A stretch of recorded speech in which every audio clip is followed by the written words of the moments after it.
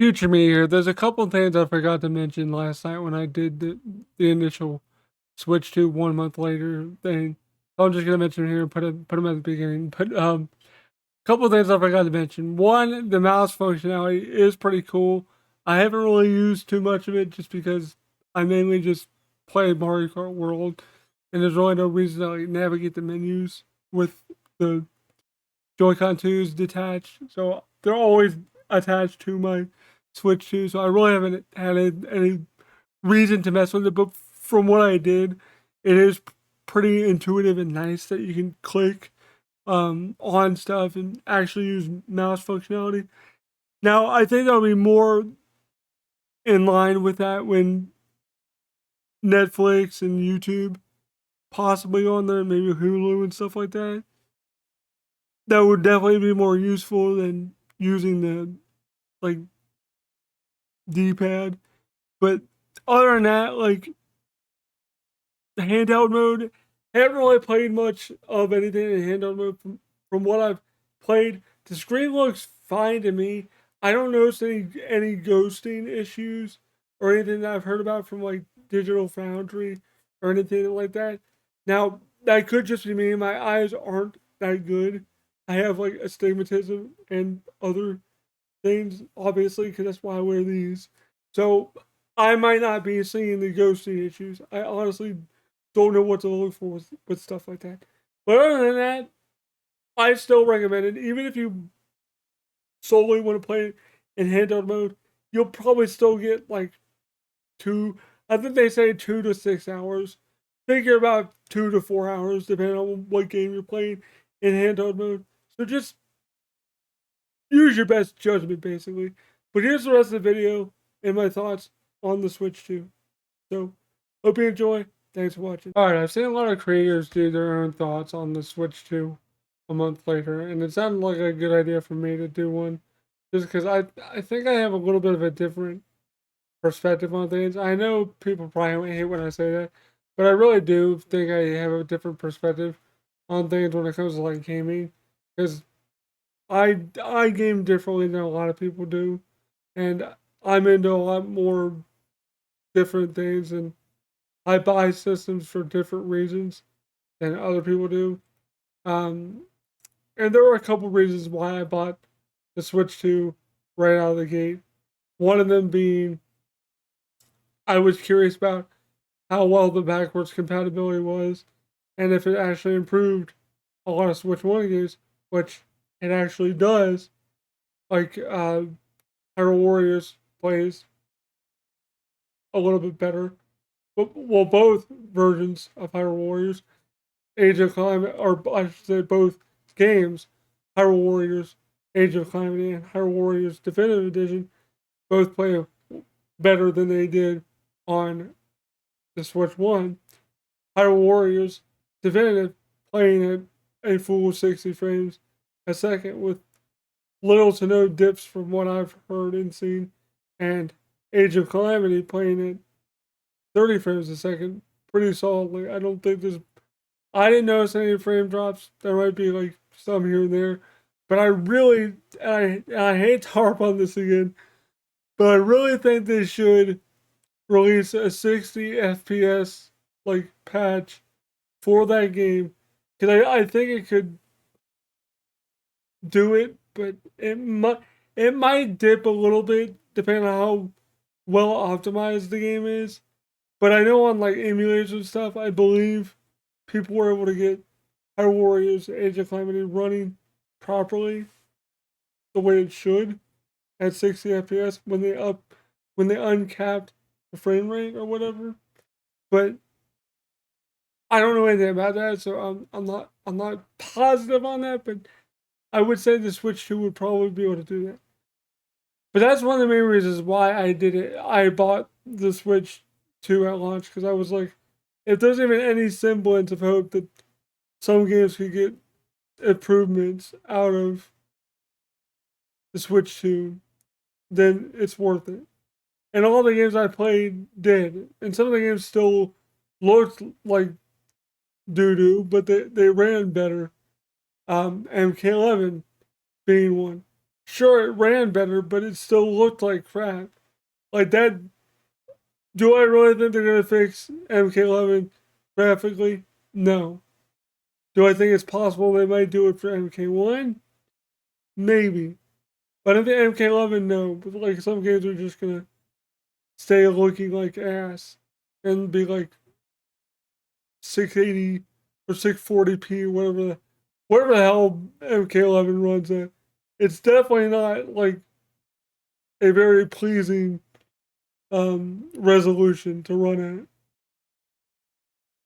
But that was like a couple of news. But for me, Mario Kart World was not the reason, was not the Switch 2 game that sold me on making sure I had one when said game came out. I was looking forward to.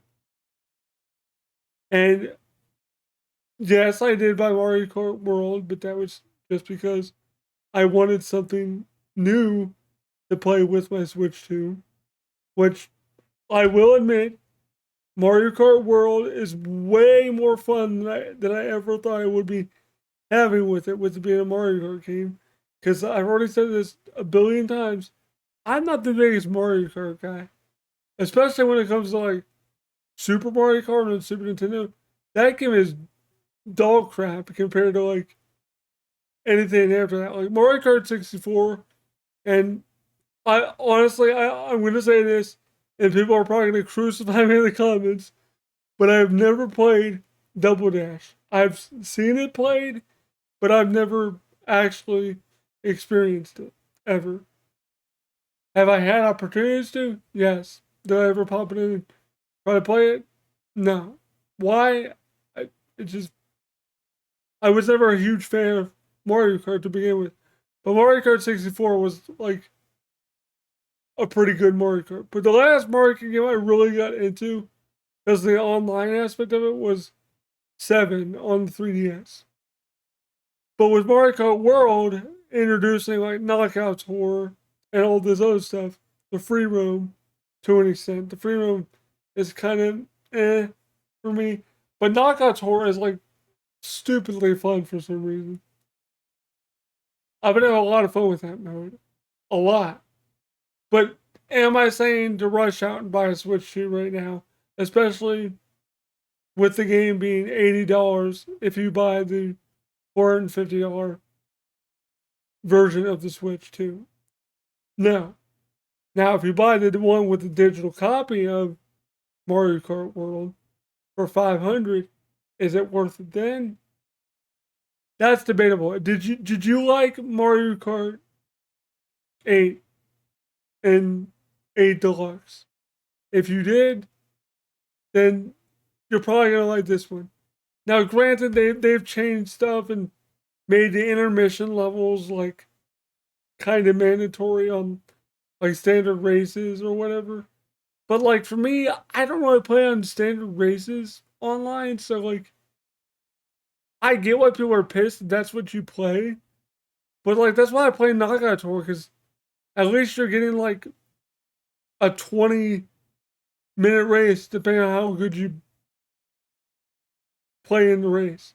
Like if you suck ass and don't get 20 and in like 20th place the first time you play Knockout Tour, then that's on you, because I've done that a couple of times. I've gotten marketably better at the game, but I'm just saying when you first start out, you're not going to be like super good, especially if you have on like auto steering and like the auto, like whatever the hell, basically to keep you on the track, which honestly screws you up more than it sounds like it would help you.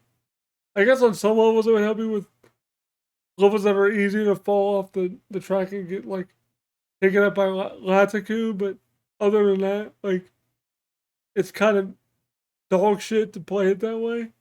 Um, Honestly, and I think it's on by default. So when you get the game, check the settings and turn off auto steering or whatever it's called. That's my recommendation. But Mario Kart World aside, that's not what sold me on the Switch 2. And honestly, the game that sold me on it really freaking surprises me. And it's a game I didn't even think A was coming out when it was revealed, and B, I would be like super fucking looking forward to it. And that's Donkey Kong Bonanza. Because I don't know what it is about. Maybe it's the destructibility of stuff.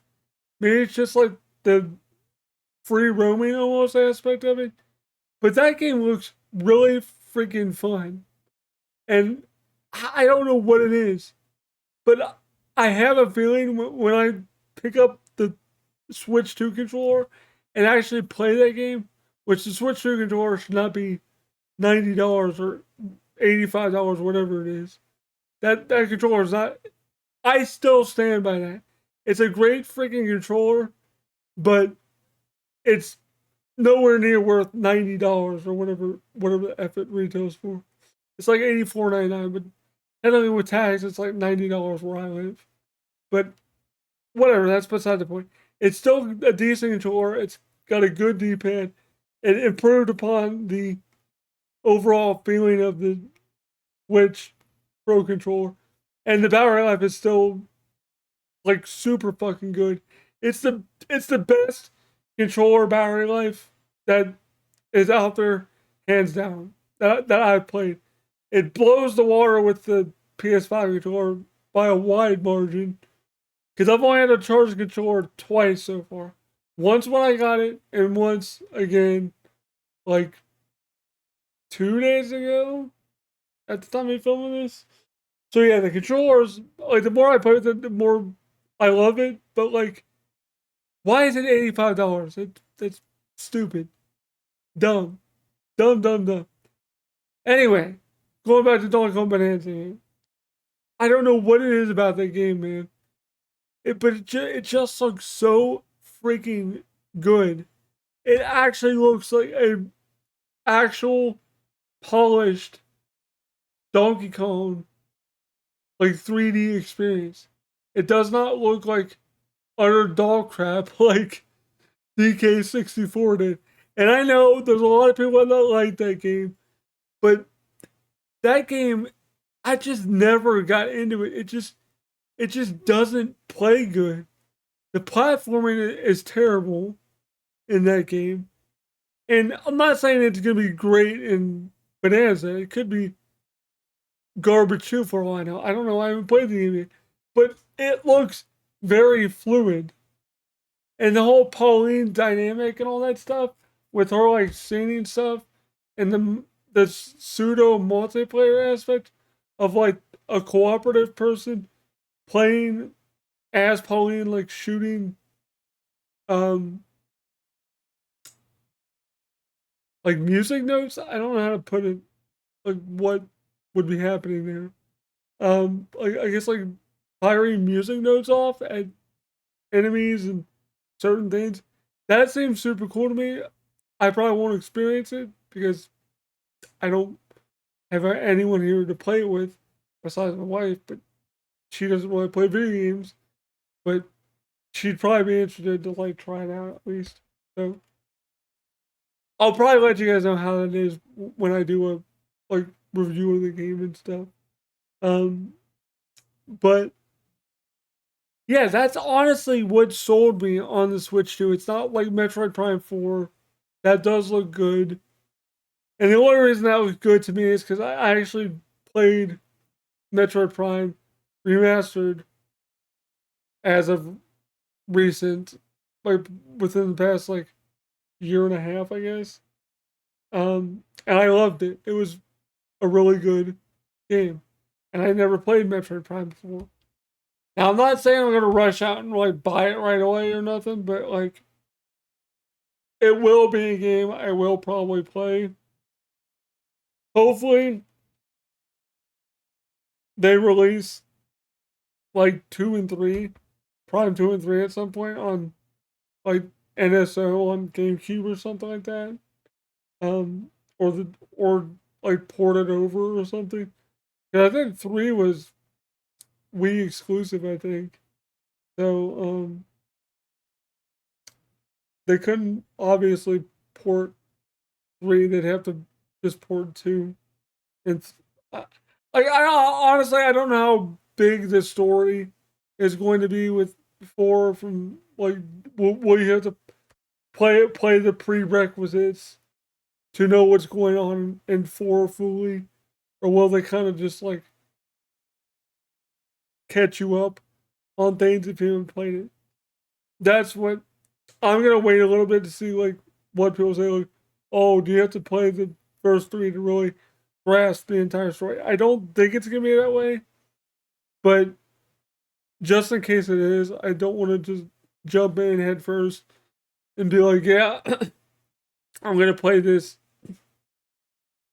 Excuse me, I'm gonna play this Metroid Prime 4 and be like super fucking pumped for it because I've only played one Metroid Prime in my life, so I'm pumped for it because it looks like a really solid evolution of all the games that came before it. But I'm not gonna sit there and say like, "Oh, I'm super excited for it." No, but I am looking forward to seeing what people say about it, and then I'll make my own judgment if I think I will enjoy the game or not. But the last thing I want to mention is the other game I'm looking forward to, and it's basically a Switch One game that's getting an expansion, I guess, and that's Kirby and the Forgotten Land. I I freaking love that game. I bought the like limited collector's edition soundtrack with the freaking music box. That's how much I love that game. The music is like amazing in that game. It fits the atmosphere so well. Just the overall gameplay of that game is super effing good. And honestly, I haven't checked if that game got like any kind of performance boost because I'm pretty sure it probably did. And when it comes out in August, I think, like late August, I think is when it comes out. I can't wait for that because I love the story of that game and I 100%ed that bitch. So I I really dumped a lot of time into that game. Like I streamed the entirety of me 100%ing that mofo. So like, if you guys want to watch the whole like chronicle of me beating Kirby in the Forgotten Land, feel free to check out on my channel. Now it's back in my Handle Game fan days, so um, you might hear myself reference myself as like Handle Game fan or something at some point. If you do, that's why.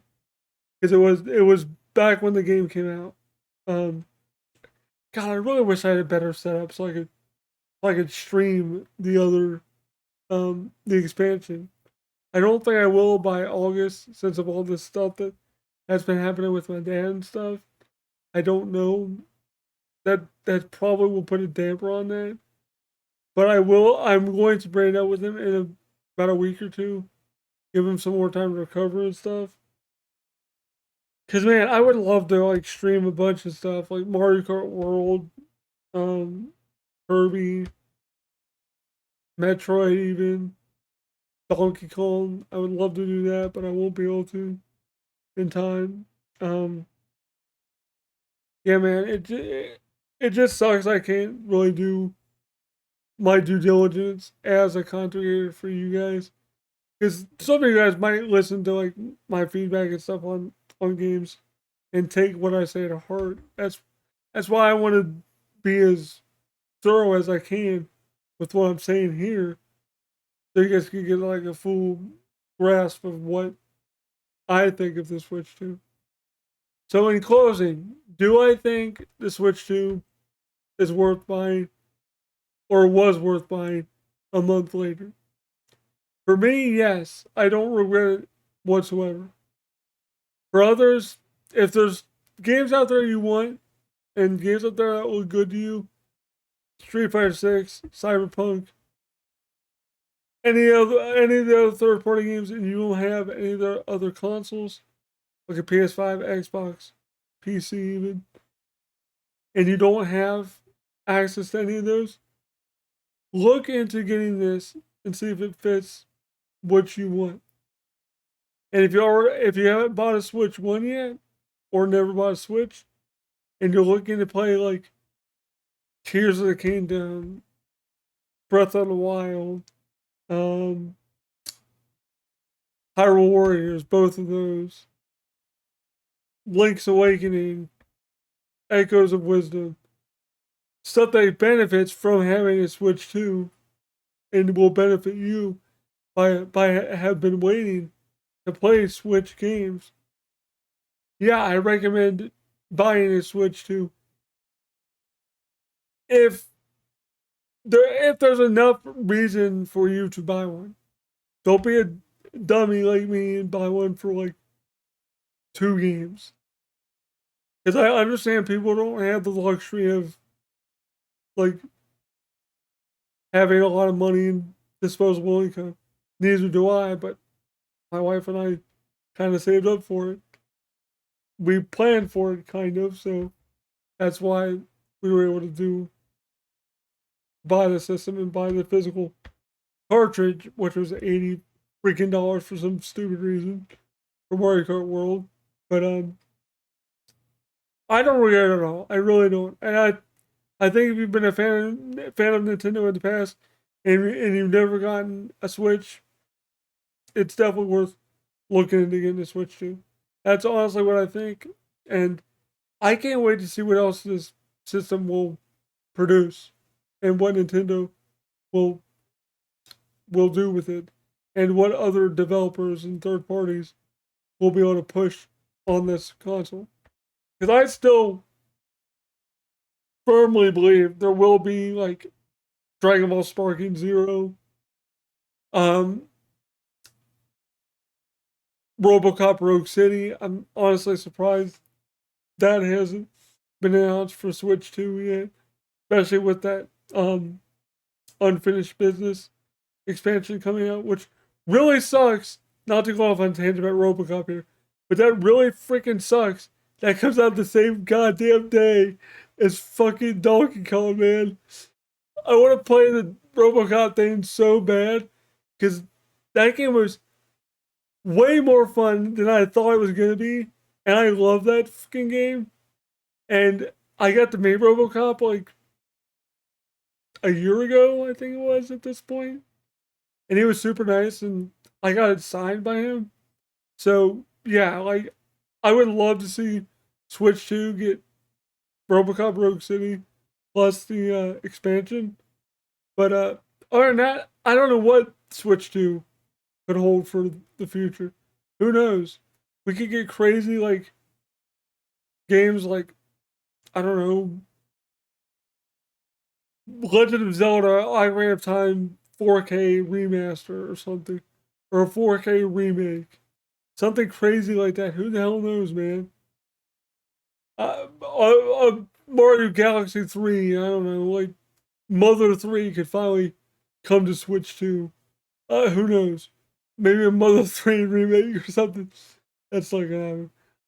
I'm just pulling people's chains with that. But you guys get what I'm saying.